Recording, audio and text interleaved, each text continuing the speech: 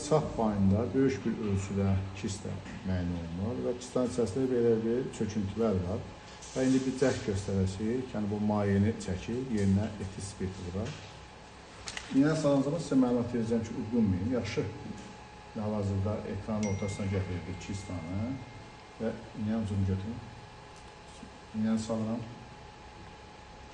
Udqunmayın, bismillah. Əssalam. Artıq iynənin ucu bir daha vasitə kistanın içərisindədir, boşdur. Və çəkirik.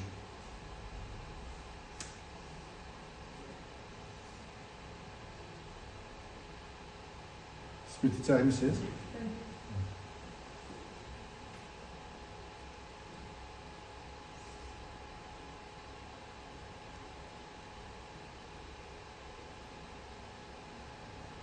Burada mayeni çəkirik və tam boşaltmaq lazım deyil. Niyə? Çünki bəzi hallarda tam boşaldıqdan sonra iynənin ucunu taxmaq bizim üçün çətin olur. Və biraz bir maye saxlayırıq orada. Burada xarici olan buranı çəkin. Xarici olan mayedir. Götürün.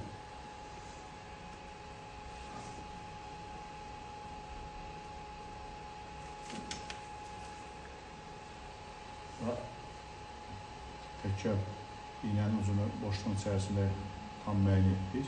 Və ondan sonra 2 ml onun içərisinə etil spirti yedilir. 2 ml yedikdən sonra isə bir 15 saniyə saxlanır. Siz digər şübhəsi, boş şübhəsi verin mənə. Bayaqki var idi. Onu boşaldın mı?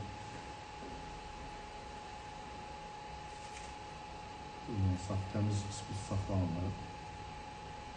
Burada məqsəd bir neçə dəfə reaspirasiya etməkdir.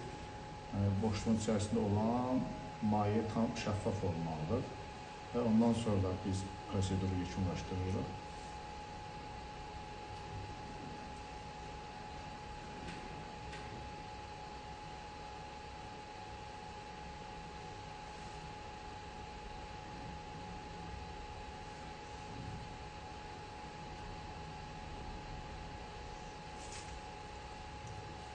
Burada belə bir maye çıxdı, biraz rəngi açıqdır əvvəlki ilə müqayisədə və təkrar yenə vururuq spirti.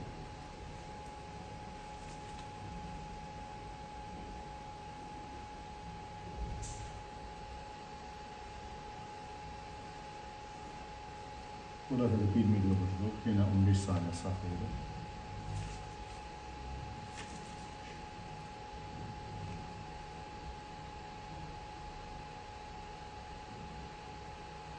Digər şübhəsi verin.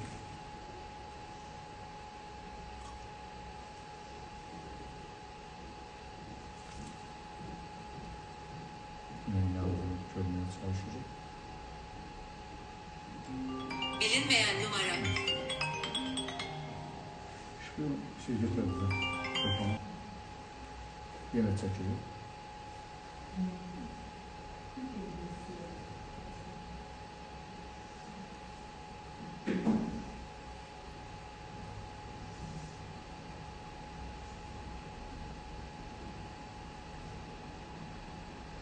Artıq burada o qatı çöküntü də həll olunaraq şübhəsinin içərisinə daxil oldu və tam boşaltdıq.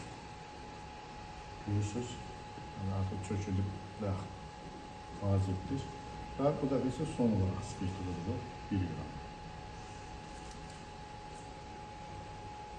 Baxın, artıq təmizdir və son vururuq, son spirti vururuq.